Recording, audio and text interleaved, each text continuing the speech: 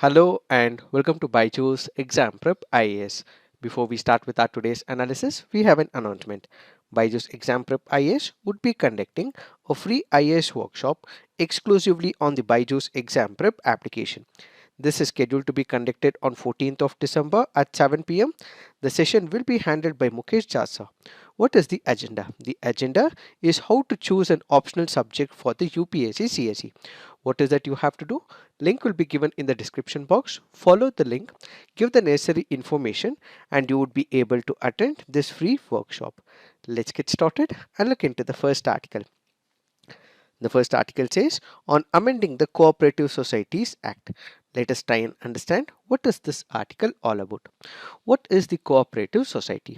A cooperative society is a society, a registered body where a group of individuals who on a voluntary basis come together with an intention of working together and to promote some economic interest. So this will be a voluntary association of people who come together to get some economic advantages for self as well as for the people.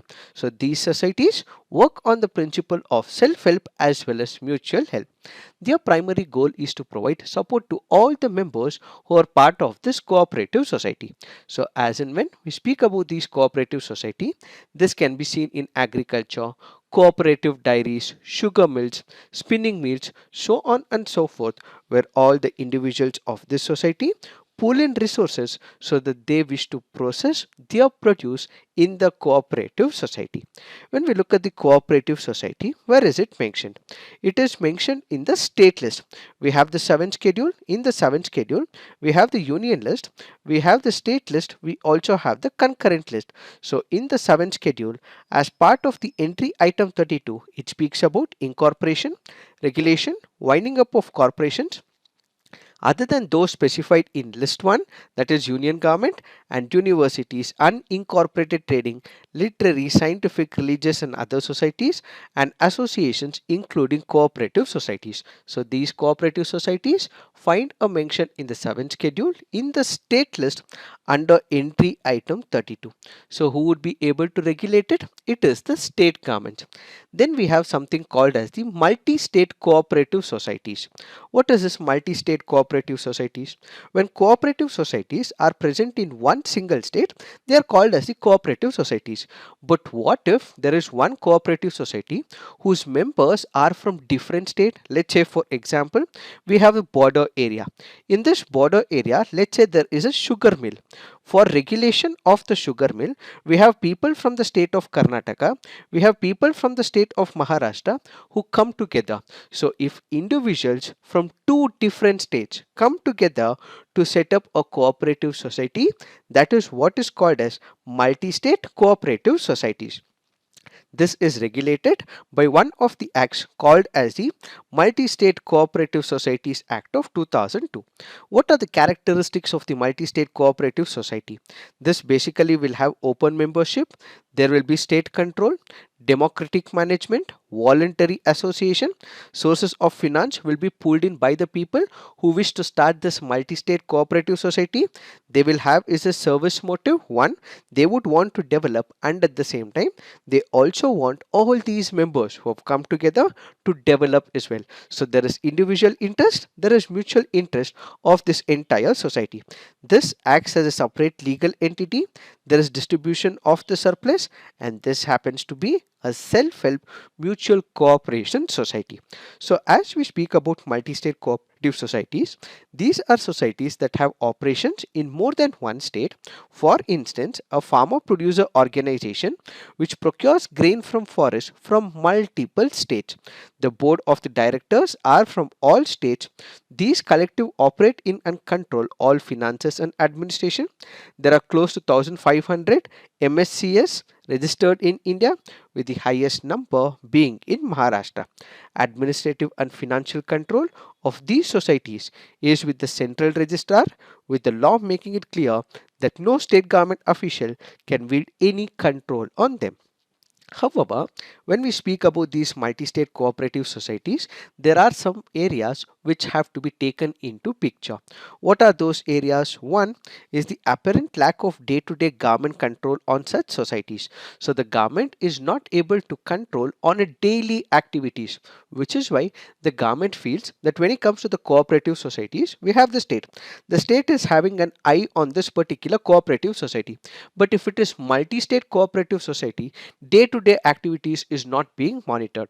That is the first major concern with respect to multi-state cooperative society.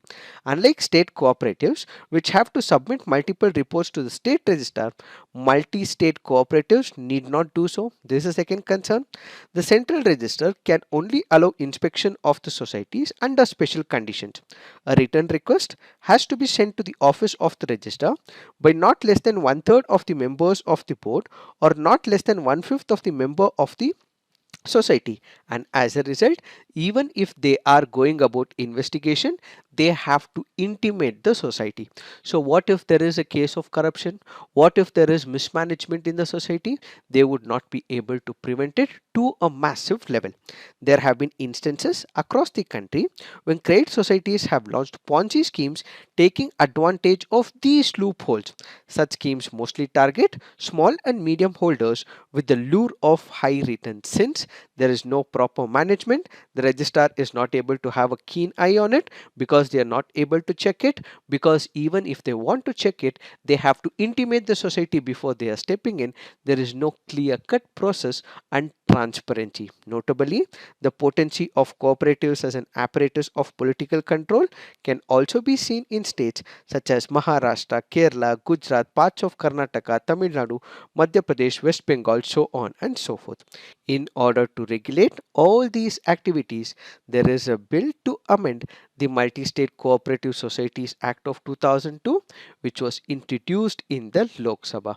What does the bill seek to change? When we speak about this particular legislation, it wants to bring in transparency and ease of doing business when it comes to the multi-state cooperative society. So it wants to improve the governance, it wants to reform the electoral process, strengthen the monitoring mechanism because the monitoring mechanism is not that good right now, and enhance transparency and accountability of this society. So basically, it is wanting to ensure that there is a proper electoral process, improve the composition of the board, and ultimately there is financial discipline in this area of multi-state cooperative society. So what are the various provisions of this particular bill? The bill provides for the creation of a central cooperative election authority to supervise the electoral functions of the multi-state cooperative society. What does this mean? This means that they will establish one of the authorities. This authorities will have a chairperson. So it is the chairperson who will be responsible for the actions. What they will also have is the vice chairperson followed by three members who will be appointed by the center. So the bill may lead to concentration of the power of the central government, and this would impact the autonomy, is one of the criticisms of many political parties in India. So they now go on to say that this particular multi-state cooperative society, if it is established so, can be misused. The autonomy could be taken away as well. In fact, we have the Supreme Court of India, which has clearly gone ahead and had said that when it comes to the cooperative societies, since it is in the state list, it is the responsibility of the states to manage, and the center should not regulate the activities of the cooperative society as it does not fall under the domain of the central government. The constitutional domain of states in regulating the cooperative societies was thus upheld by the Supreme Court last year, where it struck down part of the 97th Constitutional Amendment Act. The second provision in this legislation is it envisages the creation of a cooperative rehabilitation, reconstruction and development fund for the revival of sick multi-state cooperative societies.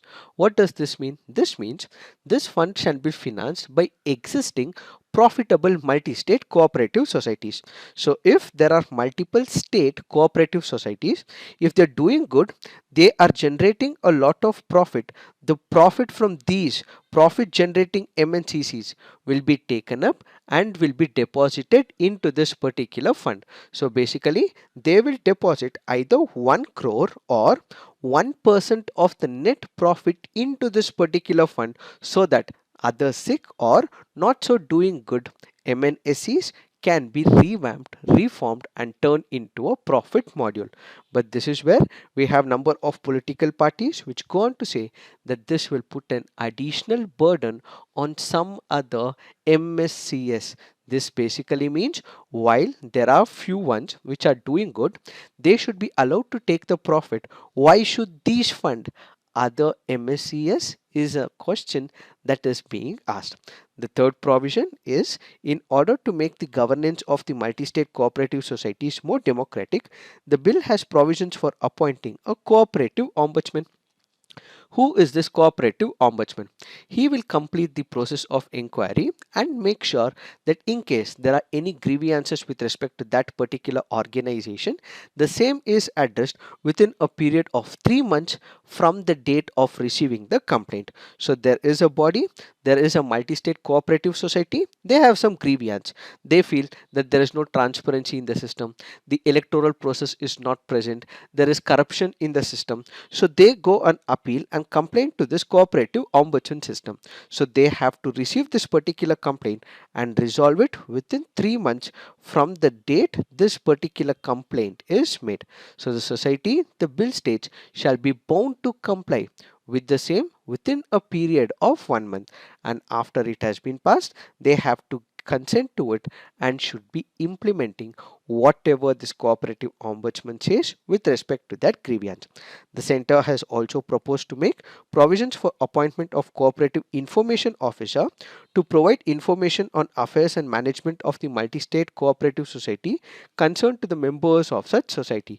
So basically filing of applications, documents, returns, statements, statement of accounts, all of these information will have to be provided by this cooperative information officer. Finally, under the Act, certain offences by a multi-state cooperative society or its officers or member, including making false returns, furnishing false information or disobeying any summons, are offences, and these people will be imposed with penalty. The fine for such offences basically extends from rupees 2000, and this can go up to 10,000 as well. So a fine can be imposed on such individuals. Added to it, in case there is any failure to file any return or information, this will also be treated as an offence. The fine for all these offences will extend from rupees 5,000, and this may extend to as much as 1 lakh as well. These are some of the provisions with respect to this legislation. But what are the concerns voiced by the opposition political parties and number of political leaders? They go on to say that the government proposes merger of any cooperative society into an existing multi-state cooperative society. As per the current existing law enacted 20 years ago, only multi-state cooperative societies can amalgamate themselves and form a new state cooperative society. This is a major problem. So the cooperative societies, if they are not doing good, they can be merged and they can form multi-state cooperative society. This is a violation. This the constitution does not allow. So as per the current condition, only cooperative societies within that particular state would be able to amalgamate, or a cooperative society will be able to amalgamate only if the consent people give permission to it. But in this particular case, there is a cooperative society, there is a multi-state cooperative society, these two can be merged. This is not allowed, and this is against the constitutional principle, this is against the federal principles, this is against the very nuance of this particular object in the state list. We know for the fact that under NT 32, this cooperative society falls under the state list. If the central government comes up with a legislation of merging, this is violating the state list item as well. What the central government cannot do directly, it cannot also do indirectly. as part of the assignment, you have to put on the comment section what is this doctrine called as. What the central government cannot do directly, it cannot do so indirectly as well. What is this doctrine called as? Please put it on the comment section. This particular bill is thus a violation of the federal principles as well. This is also beyond the legislative competence of the central government. Why? That is because when it is in the state list, how can the central government draft a legislation? It is for the states to create their own set of laws. Why is the central government coming up with this legislation of merging a cooperative society with a multi-state cooperative society is what needs to be pondered, and as a result they do not have the legislative competence, they would not be able to make the laws, is what is this article all about. Now let's look into the next article. This article says, what is end-to-end encryption and why are tech companies focusing on it? Let us try and understand what is this article all about. First, let us understand the meaning of encryption. What is this encryption? Let's say I have an information. This information is what I wish to send from one mobile to another mobile, or from one device, that is the laptop, to another laptop. Let's say I have to send this information to you or to any other person. How will I send this information? This is traveling on the internet. So any person may hack this information, and this information can be confidential in nature. Let's say this information is about personal information. This can be about password as well. This can be about financial information as well, or it can also be personal photograph as well. These are something which is very important, and it's to do with privacy of a person. So this information has to be encrypted. What does this encryption basically mean? Let me give you an example. Let's say I text my girlfriend saying that I like you. I do not want this information to be read by any other person. So what exactly happens? I have a code, she has a code, only both of us know this particular code. My parents shouldn't know, her parents shouldn't know. So what I do is I encrypt. So what is this encryption? For I put it as E. For like, I say there is a character something like this. So if this particular code goes to my girlfriend, she will be able to understand that I basically means E, like basically means percentage 5 and a dollar, U basically means it's another symbol of a bracket.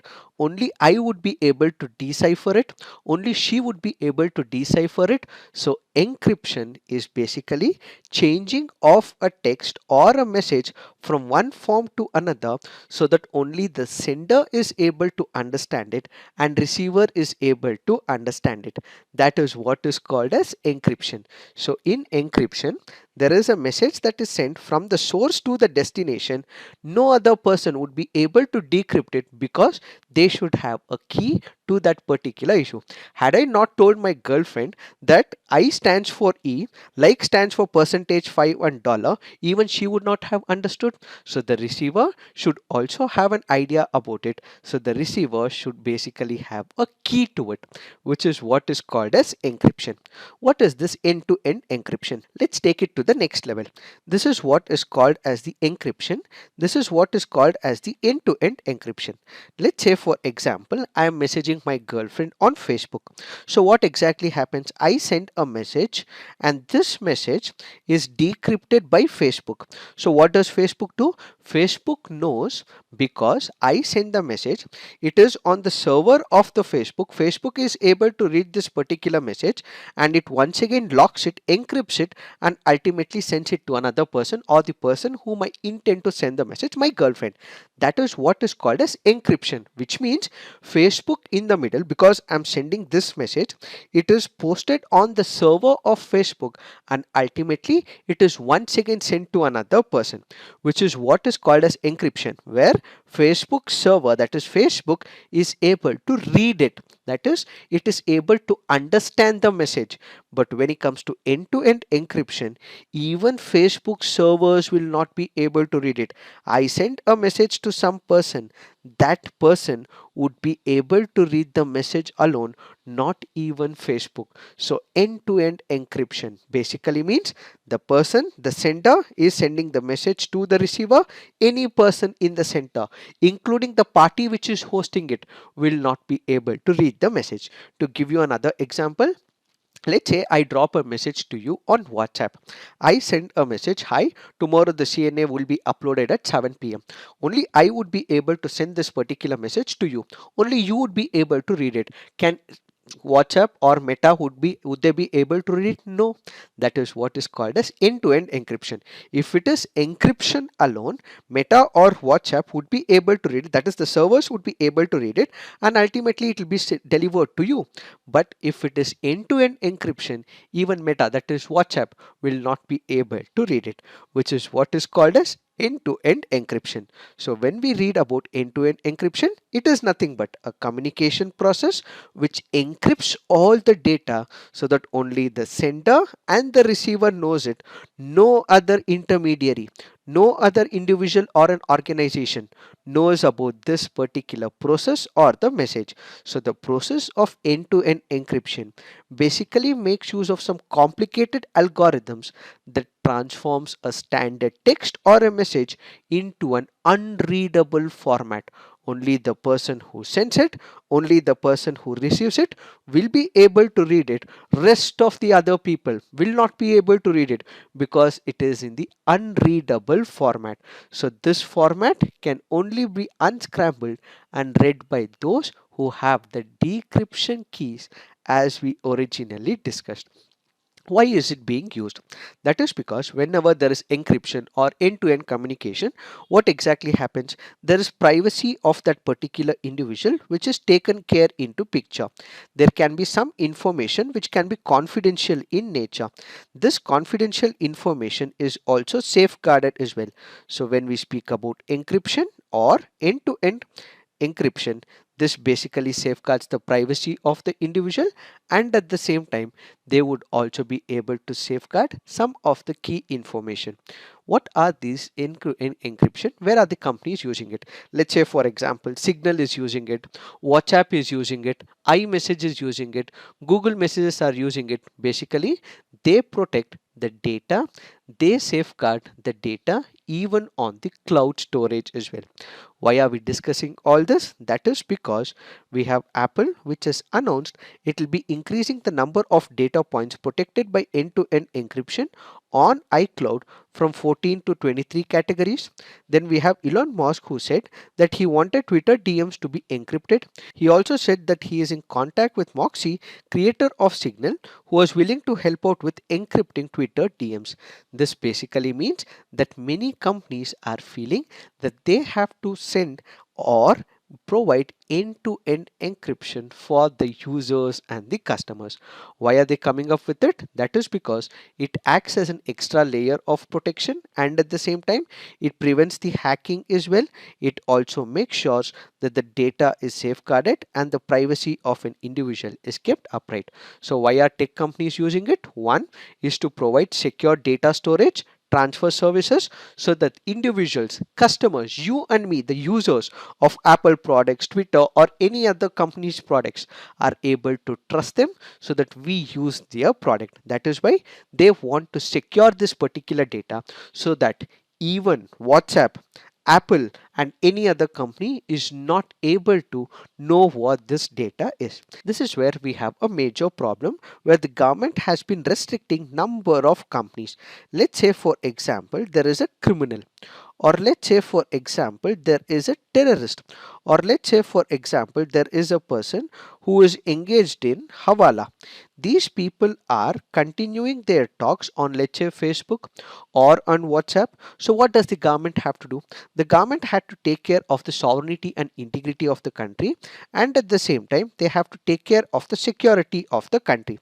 If it is end-to-end encrypted, they will not be able to see this information. Even if a request is made to WhatsApp or to Apple, they take a lot of time to give the information. So this particular person who is given the data, send the data to the receiver, might abscond. This can be a major threat to the security of the country. So the governments of multiple countries basically feels if there are end-to-end encryption, this is a major security threat, and these companies should give the information as soon as possible whenever there is a request made by the government to such companies. In fact, there have been proposals that have been made in the past as well. In 2019, the US, UK, Australia planned to pressure Facebook to create a backdoor into its encrypted messaging apps. The aim was to allow governments to access the contents of private communications.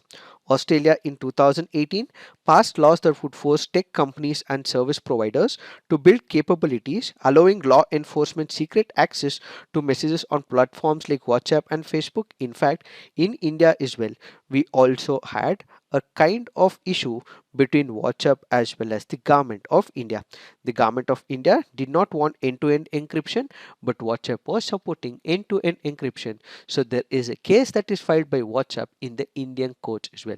So this entire issue is a balance between privacy, it is a balance between data breach, it is a balance between confidentiality on the one side and on the other side.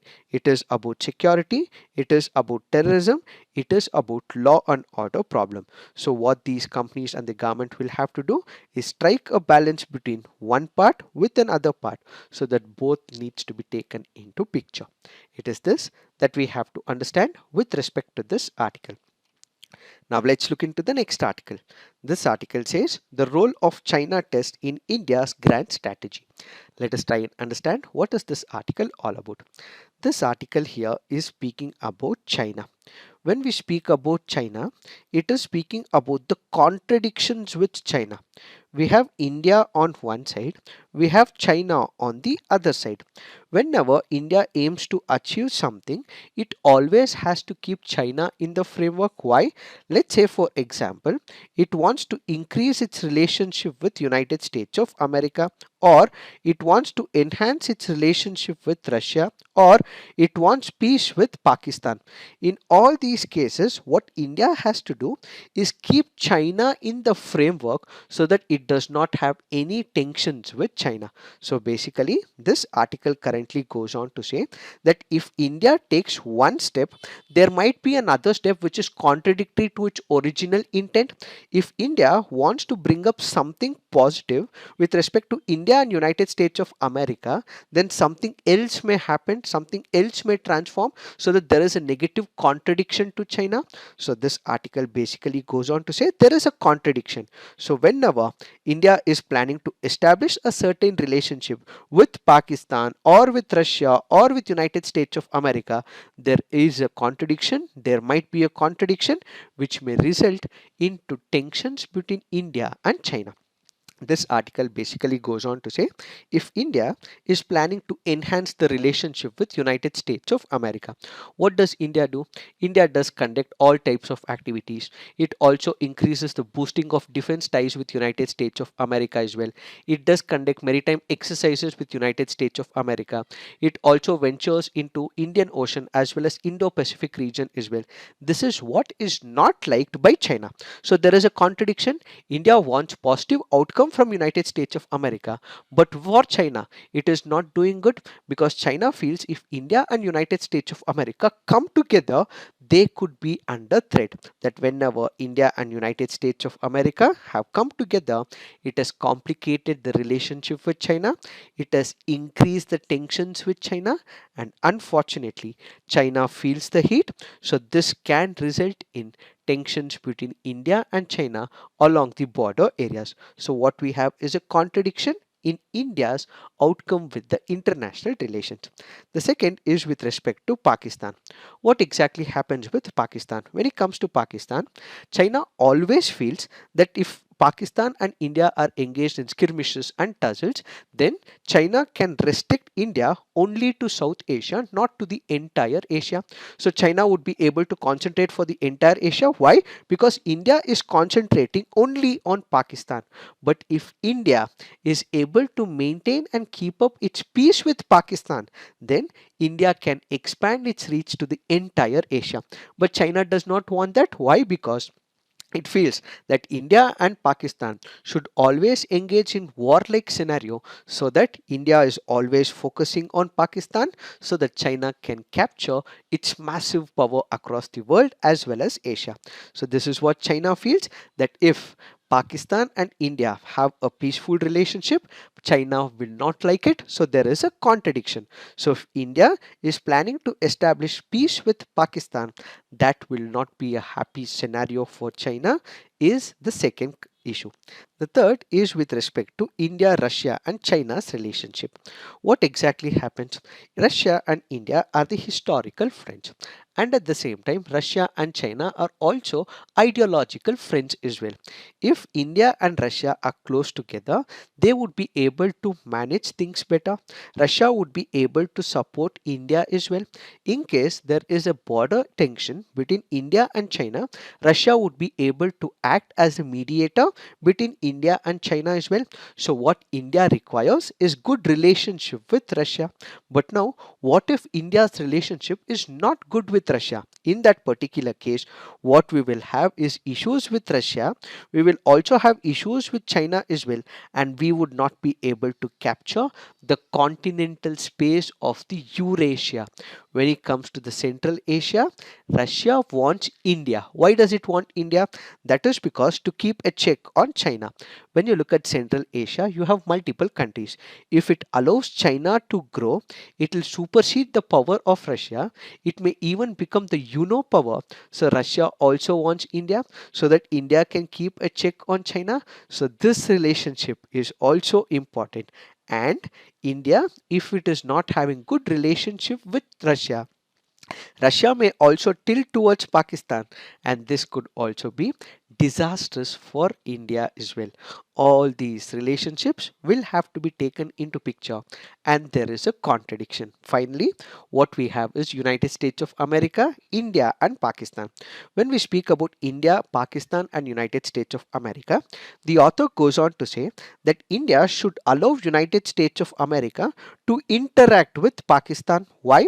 Only when United States of America interacts with Pakistan, Pakistan would be able to listen to United States of America. If it does not do so, United States of America can impose some sanctions. But if United States of America does not speak to Pakistan, Pakistan may tilt towards China. And this is not good for India, says this article. So basically, this article is all about India and China and how other countries are present and how India has to balance all these contradictions. So if it is trying to manage one thing, there'll be a contradiction for another. If it is planning to do good for one, there'll be an issue for another. So how India has to balance all these contradictions and go ahead is what is this article all about. Now let's look into the next article. This article says the narrative of post-truth world. There are two important words here. One is what is called as post-truth. The second is what is called as the gaslighting. Let us try and understand what these two words are. First, let us look at what is this post-truth. The term was perceived to be a narrative of the modern world. It was declared as Oxford Dictionary's word of the year in 2016. It implies relating to or denoting circumstances in which objective facts are less influential in shaping the public opinion than appeals to emotion and personal belief. The term gained somewhat shadowy and a bit incomplete. It was supplemented by another term called as gaslighting. First, let's understand the meaning of post-truth. There are two things here. One is truth, facts, the other is of emotional hit. Whenever I want to convince you, what do? I can tell you the truth, I can convince you as well, but instead of telling you the truth, I can hit on your emotions and convince you as well. That is what is called as post truth. So there are two ways of convincing people. Either I can give them facts, either I can tell them the truth and say this is what is the reality, you have to accept it. That is what is called as truth and facts in nature. But what is post truth? Instead of giving the facts and the truth, I hit on the emotions of the people so that they listen to me. That is what is called as post truth. In international relations, let me give you an example. We have the Brexit. What exactly happened? Brexit was about Britain coming out of the European Union. What is the truth? The truth is that Britain economy was not doing good. There was not much of growth when it comes to their economics. Why? Because most of the European countries did suffer this particular dry period of the economy. So the truth is their economy was not doing good. But the politicians cannot accept that. They have to convince the people. So what do?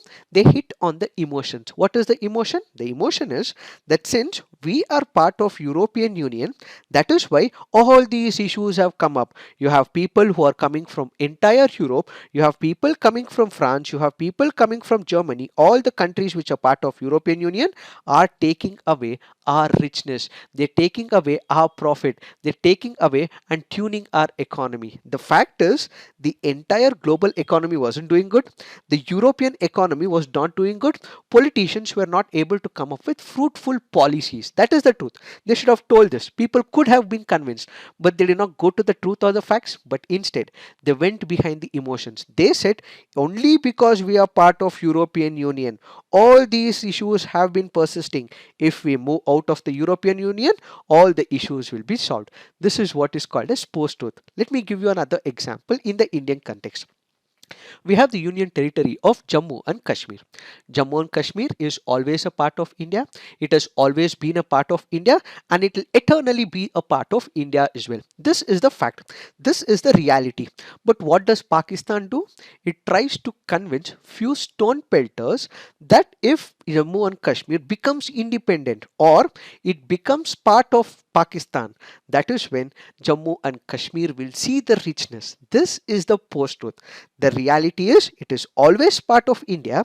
It has always been part of India. It will eternally be part of India. This is truth. This is fact.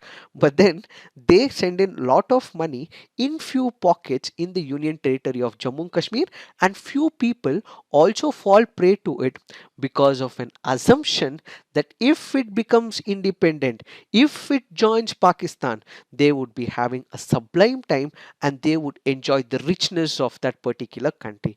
This is the post truth. So, hitting on the emotional quotient without even realizing the truth and the factual nature is what is called as post truth. So, post truth basically means you have the truth, you have the facts, you have the reality that is not taken into consideration, but something which is manufactured, something which is emotionally hit to the people, it may not be true. People are convinced by such lies, which is called as the post truth. That is the meaning of post truth. Then what we have is gaslighting. What is this gaslighting? It means manipulating using psychological methods into questioning their own sanity or powers of reasoning. It was named as a buzzword by The Guardian in 2018 and was shortlisted for the Word of the Year by Oxford Dictionary. It ultimately became Merriam-Webster Dictionary's Word of the Year in 2022 as online searches spiked by nearly 1740%. So what is this gaslighting? Basically, it is a form of emotional abuse in which one party manipulate another into doubting their thoughts, feelings, judgments, perceptions, or memories.